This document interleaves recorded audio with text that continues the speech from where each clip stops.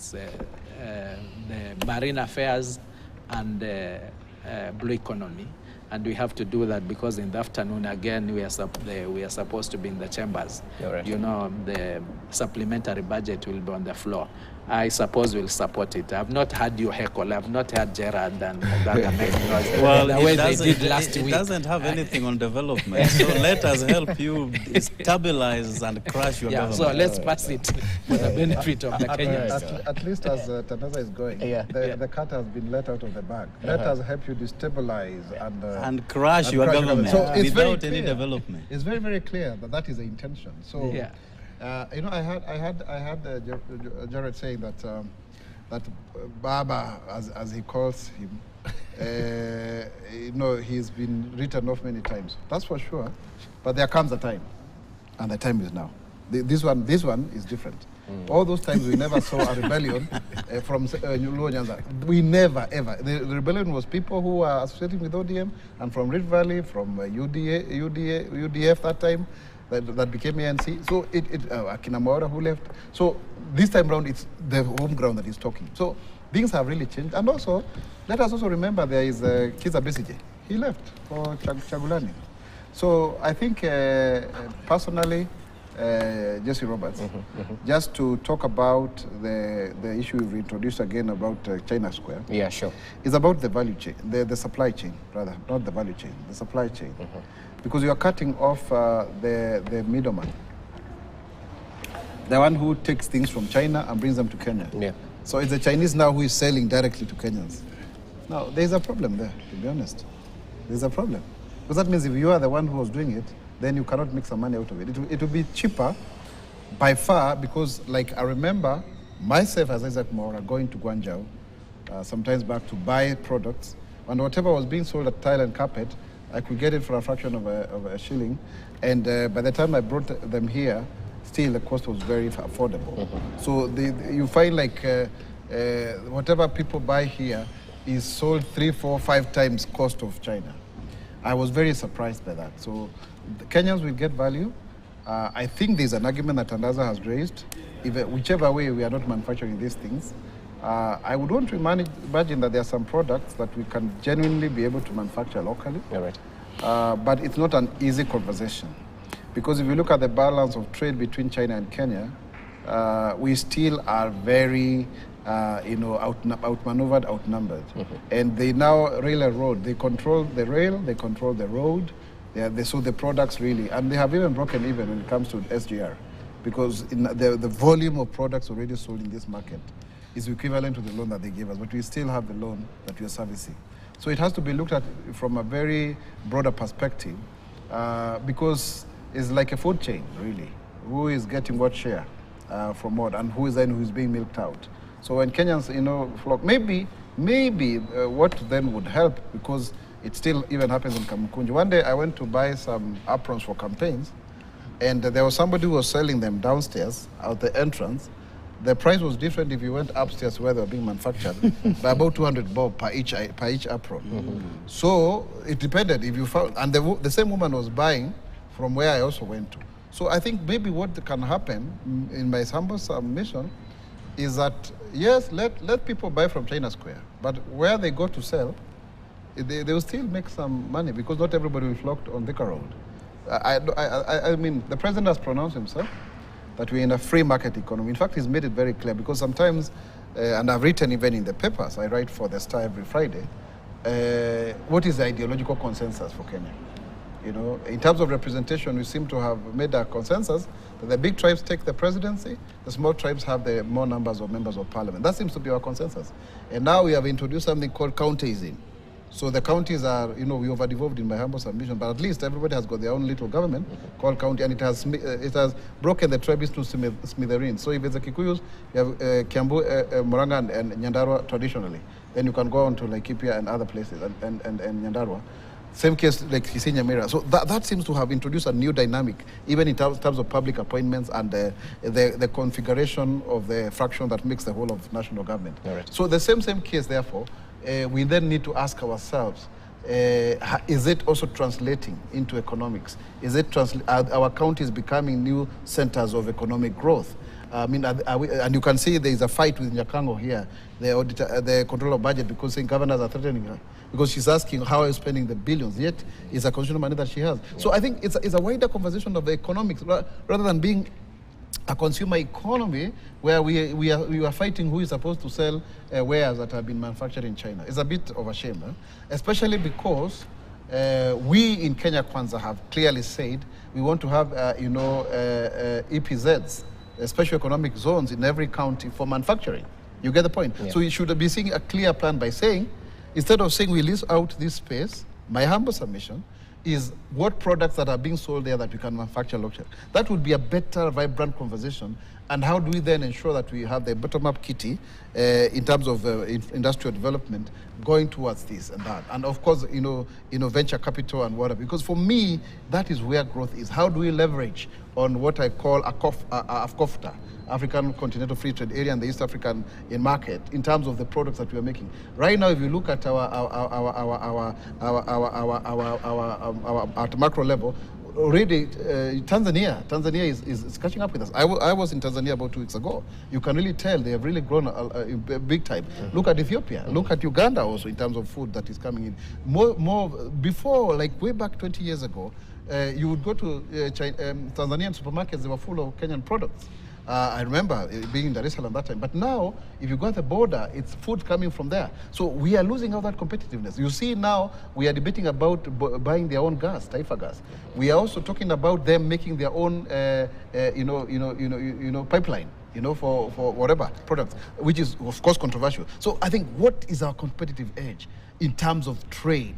And do we own these roads that we are so proud of? Or are we left with them to transport Chinese products, yet the containers are going back empty? So it's a bigger, wider conversation rather than just saying, I need this retail space at a public university that you and I went to that was actually built by Chinese money.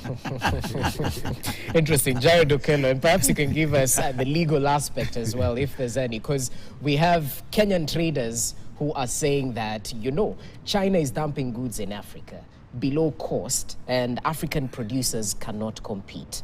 Does this point perhaps to the cost of production right here in the country, even as we take a look at the comparative advantage or disadvantage that Kenyan traders find themselves in?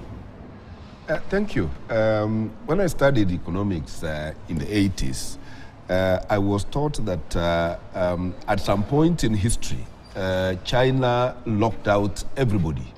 It was a total shutdown for them to prepare what we are seeing now. And therefore, China, after Mao Zedong, organized on how to conquer the world economically. The scramble for Africa was about a military, if you like, administrative control of the world. But the shutdown by China to embark on developing their industry was targeted at doing economic colonization of the world, which they are in the process of doing as we speak. So Kenya, as a small country with the 3 trillion budget, a majority of which is borrowed, cannot stand the wave of the Chinese economic influence and colonization of the world. And therefore, to start talking about who is selling what is really missing the point. Right. And the point is that the Chinese economic might that is being unleashed on the world is so heavy that each country, each economy needs to decide on how to deal with this. Rather than therefore go into asking why Chinese are the hawkers now in town, which is unlike what Kenyans are given in other countries. You cannot go and start peddling or selling in Jugu, Gideri, in foreign countries, because the work permit regulations for those countries are very strict. In fact, it is only in Kenya where immigration officers are just collecting money to give people work permits who should not have work permits in this country. So we are dealing with a failed system where our level of patriotism has sunk so low that people have converted themselves into just pickpockets, picking one thing, a very small dollar, and licensing illegal immigrants to take part in competing with Kenyan traders. So, truth be told, and I wish Honorable Kuria, Minister for Trade, a lot of luck, that Kenya needs a paradigm shift to decide where is it that we lost it. I know the Technical Institute, which are a recent phenomena, would be a solution, because if we invested heavily and properly in inculcating working skills on our graduates, so that anybody getting out of school will be known for something, will be known as an artisan, will be known as a telephone repair expert, will be known as a welder, will be known as a photographer. Unless we change this and get out of this situation where every Kenyan rolling out of school with a certificate is looking for a job. Okay. You ask them which job, they say any job. And clearly, therefore, we are in a journey to nowhere. Okay. And that is why I'm like, as a country, we really need to make a very deliberate paradigm shift and insist that let not any child get out of a training institute unless they have a working skill. Right. A working skill that they will walk around and say, I'm a wristwatch repairer, I'm an auto mechanic, I am an ICT software developer. Unless we take our education system in that direction, then we have lost it. And perhaps the place to start is look for how to get into a memorandum of understanding between Kenya and China. How do we do a student exchange program so that we teach our children Chinese, enroll them to study in Chinese schools, so that they get out of those places with some skill. Okay. Otherwise, from where we are, the Chinese hawkers will be here, and I'm told majority of them are actually not hawkers. They are nice guys who are intelligencing for China to know where next they should attack economically, so that at the end of the day, our dependency syndrome of Africa and Kenya in particular on undeveloped countries led by China is going to increase, and therefore every other time the road you will be driving on is from China, every hotel you will be eating, it will be Chinese, everything you are wearing is going to be Chinese, the car you drive is going to be Chinese, and perhaps we will see very soon in Parliament a legislation making a Chinese language a compulsory subject. Anyway, we're pressed of time. Jared Okello, as you finalize, I'll give you the final comments. I mean, it's a tricky balance, because in whichever way you look at it, it might threaten international trade policies or equally endanger diplomatic ties we have with China. So from where you sit, how do we approach this particular scenario? So it's a win-win situation, if there's any as such. Well, I think Kenya could be a pawn in a grand war. Under geopolitics, you know, there's been scrambling for Africa, both by the West and the East. Kibaki took us East, and we tended to do more trade with China, and Uhuru followed on those footsteps. It is believed that for Ruto to have gotten to where he is, there was a participatory role played by the West, which is America and the EU, for him to be there. And I was at Bomas of Kenya, and I saw some diplomats, you know, shuttling between offices there, like busybodies. And that could have informed what then transpired on the 15th of August. Now, China has been very strategic through its involvement in Africa. In Kenya, for instance, we talk about the SGR, which is 100% Chinese. And they've done a series of roads within this country. And I think every country in the world owes China some money. Including United States of America. So now that America is not happy that China is tending to take control of the African market, and its influence in the geopolitics is gaining traction each day. They have to fight back somewhat, because you ask yourself, why would Moses Kuria, who could just be but a collateral damage out of this, only target Chinese? Yet we have Coca-Cola, the biggest company in the world, on soft drinks. What then happens to companies which are domiciled in Kenya and are also making those soft drinks? Okay. Are they not posing a challenge to us?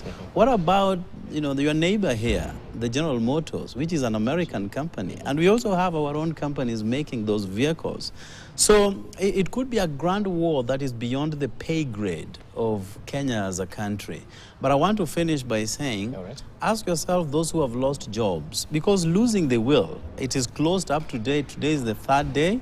Ask yourself whether those who are doing business there pay taxes to the Republic of Kenya, and whether they have the requisite documents in order to live here. Because again, if all those would be in question, the best thing to do is to deport them, to go back to their countries. But I know all their records are straight, and therefore we could be fighting a war that we do not understand. Finally, under liberalization of markets, you cannot disadvantage a particular sector to the advantage of the other.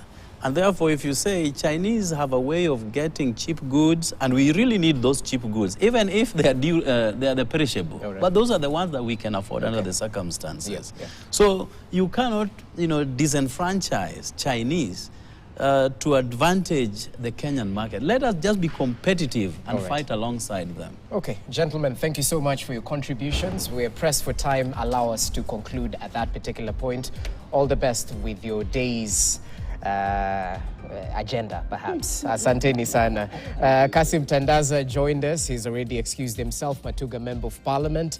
We're equally joined by Stephen Mogaka. Asanti sana. West Mugirango, Member of Parliament. Jared Okello, it's a pleasure to have you with us. Nyando MP, and Isaac Maora, always a pleasure. My former schoolmate, former nominated senator. Different years, though. Of course, we're ahead of you. Of course. Asanteni sana. Well, let's call it a day and a show right there. My name is Jesse Rogers. Enjoy the rest of your viewing. Bye-bye.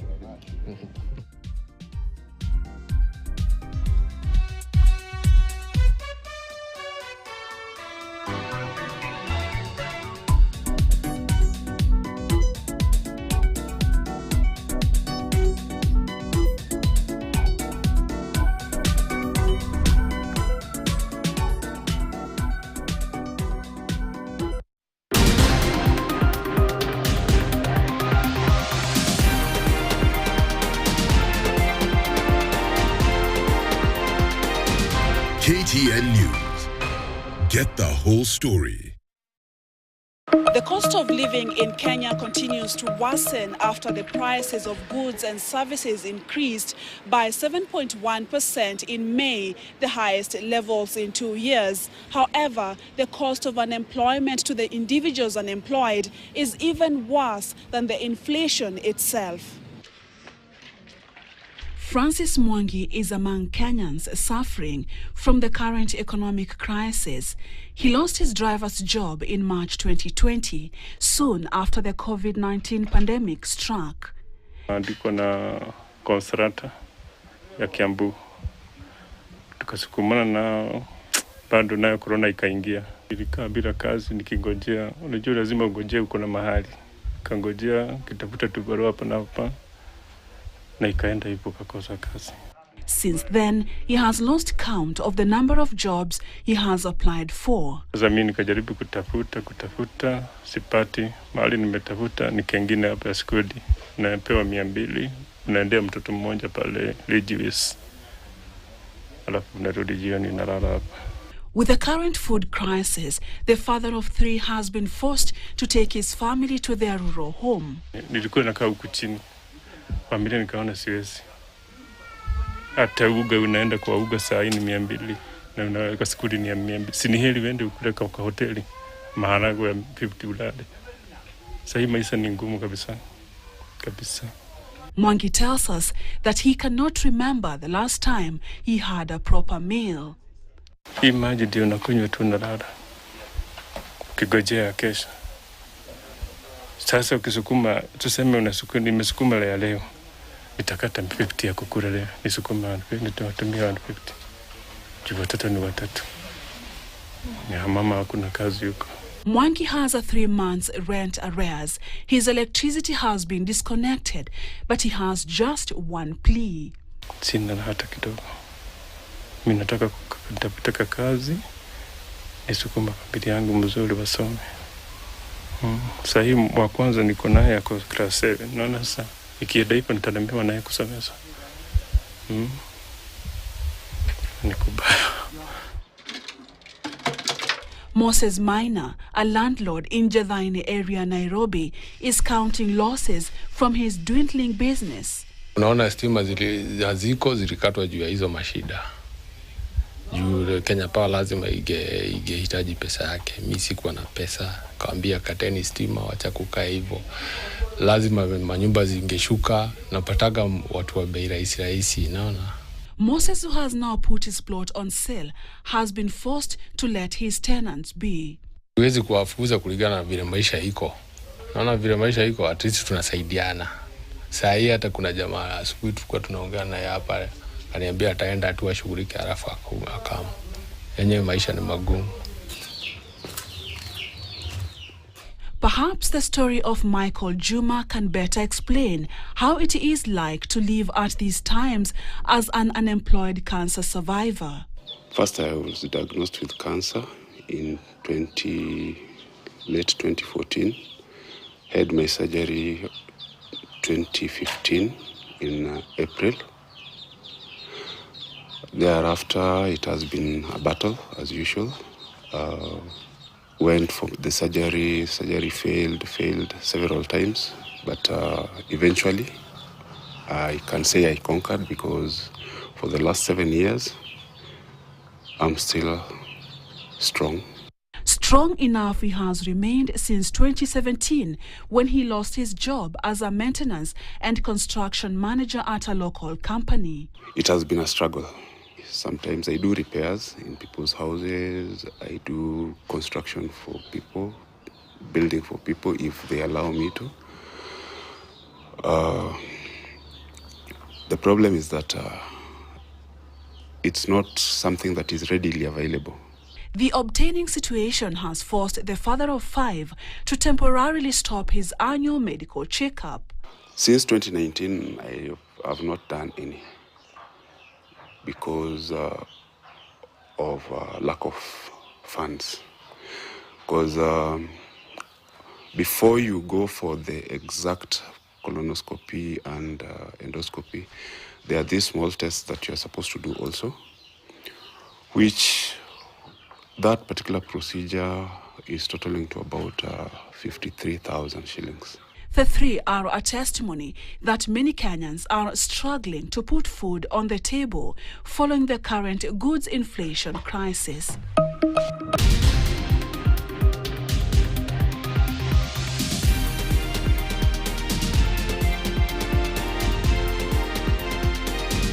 KTN News. Get the whole story.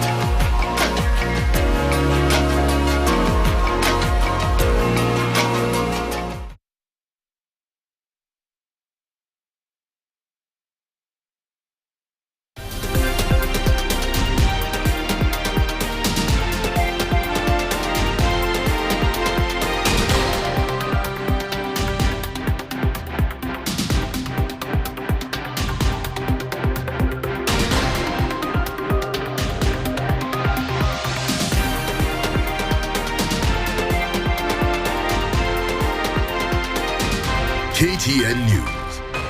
Get the whole story.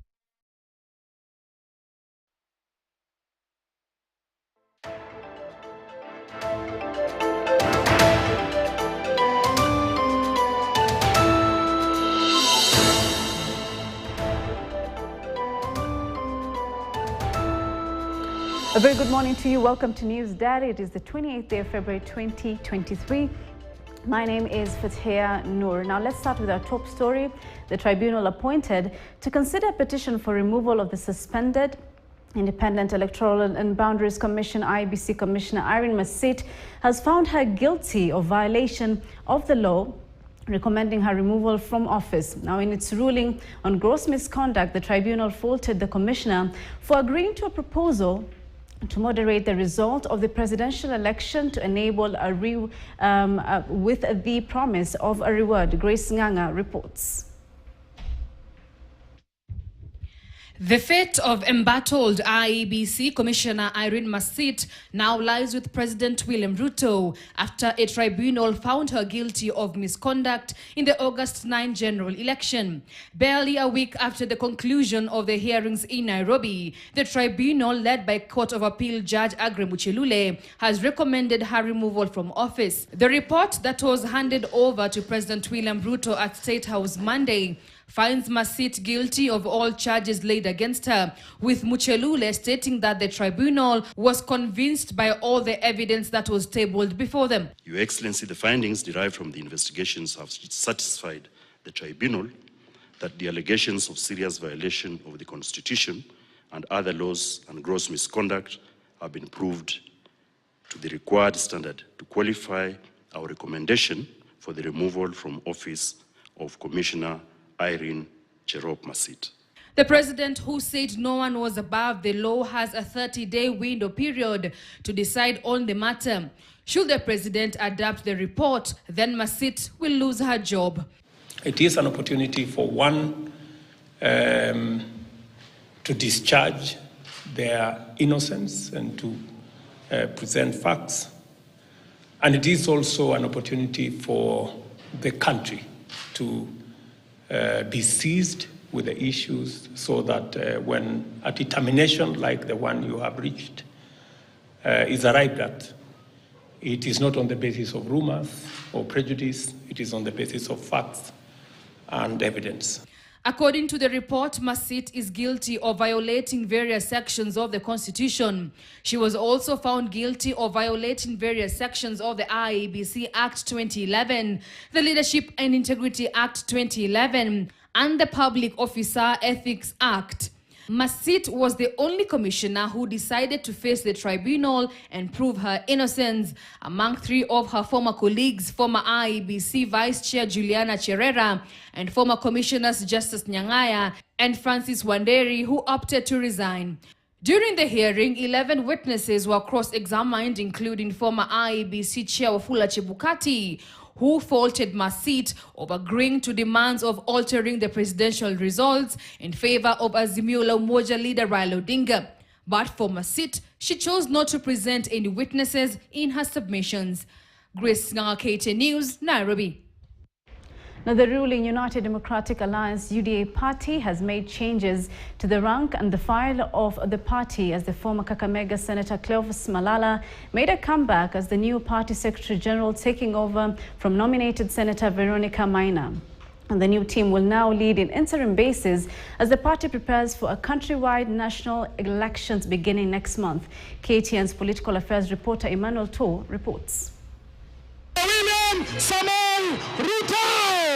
After a National Executive Council meeting that was chaired by the United Democratic Alliance party leader, President William Ruto, at the State House, Nairobi, the ruling party made several sweeping changes that overhauled the party leadership after several members were elevated to other leadership positions. And the new changes saw President William Ruto raid the traditional ODM zones of Western and Mombasa, where he picked the new Secretary General and the new party Vice Chairperson. The National Executive Committee has appointed Honorable Cecil Mbarire, the Governor of Embu, as the party chairperson, replacing the outgoing chairperson, Honorable Johnson Muthama, who has since joined the Parliamentary Service Commission. My position as a Secretary General will be taken over by Honorable Cleophas Malala, and our Iala Member of Parliament, Honorable Omar Hassan, takes over as the party Vice Chairperson. replacing Honorable Kipruto Arap Kirwa, while Honorable Jafet Nyakundi, MP for Kitutu Chache North, replaces Honorable Omingo Magara, who was also our treasurer but since left the party. And finally, Honorable Vincent Munyaka, the MP for Mwala constituency, is the new party organizing secretary, replacing Honorable Karisa Nzai, who is also a member of NEC. The new leaders have now promised to keep the ruling party on toes in delivering its mandate to the people, as well as provide leadership to the members of the party. My role and the officials of this party will be to ensure that we monitor the progress of the promises we promised the people while we were campaigning. We must deliver on the promise. This is the party that earned you those positions. They expect you to ensure that by the time we are going back to seek a revalidation of our mandate, you have delivered on your promise. We were also deliberate in ensuring that we bring in Senator Malala on a full-time basis, who will devote all his time and energies in serving the party.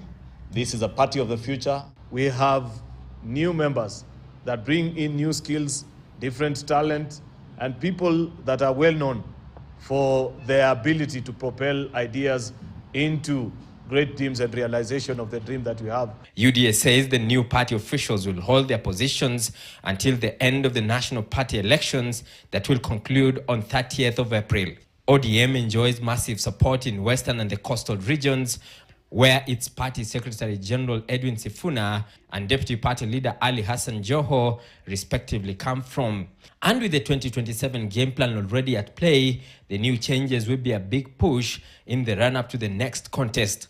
Hatutaki tuwe na confusion mingi as we get into 2027. Na hiyo inaenda kuwa one of our mandates, kuhakikisha kwamba tumeongea na wale wenzetu, tuanze kuunda team moja nzito ambaye tunaenda kuhakikisha kura ikikuja mwaka wa 2027, we only have one color. Emmanuel To, KTN News, Nairobi. Now, residents of poorer areas, Samburu West in the county of Samburu, took to the streets following the killing of their principal chief and 2 police reservists amidst the advent of the ongoing security operations in the volatile Kerio Valley Triangle. Now, as Elvis Kosgei reports, attention is high in the area, even as President William Ruto ordered a ban on armed herders. Residents drawn from Samburu West held day-long protests over increased killings in the volatile region amidst the advent of the military operations, where 3 people reportedly killed, among them Poro Chief and 2 other NPR officers. Hakuna siku moja mtu akufi, auliwi, mali inaenda, watu wanakimbia, na hiyo yote serikali inajua, si ati hamjui, mnajua kwa sababu mnapata report kila siku. Mnapata report kila siku. Kwa hivyo kama ilikuwa report ile ilikuwa mnapata ni ya uongo, leo waliua askari hapa. Leo wameua askari, sasa umejipitisha si uongo. Kwa hivyo hata hiyo mama naitwa curfew aeleweki kwa nini naletwa hapa? Hatuelewi. Hakuna vita iko hapa, tunafahamiwa kutoka hapa chini. Tumepoteza watoto, tumepoteza mang'ombe, kila kitu tumepoteza. Siku hizi tunalala na mguu yako iko viatu. The bandits are said to have ambushed and killed a GSU officer and 2 KDF officers who were lifted to Nairobi to secure treatment. Chief mwenyewe hakuwa na bunduki, anapigwa ya nini? Ndio hiyo watoto wetu wote tumepoteza hapa chini. Na tumesikia mambo inasemekana operation. Tangu hiyo operation ianze ni kama ndio hii maneno inaendelea zaidi.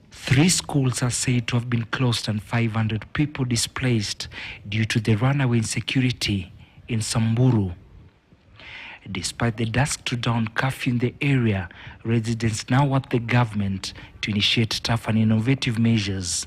To condole with the families that have lost their loved ones, and also to see the many people who have been displaced from their homes. As you can see, there are very many people who have run away from areas of Pora, areas of Kek Sapuki, and areas, the entire belt of the people who live where we border with Tiati constituency. And they've left their homes, they've left their farms, they are hungry, they are living now in centers, and that is why, as their member of parliament, through my own contribution, I was able to bring some food for them and also some well-wishers. I really want to thank them who have reached out. Speaking in Lamu on Sunday, President William Samoei Ruto assured residents from the volatile Kerio Valley Triangle that the government will secure the region.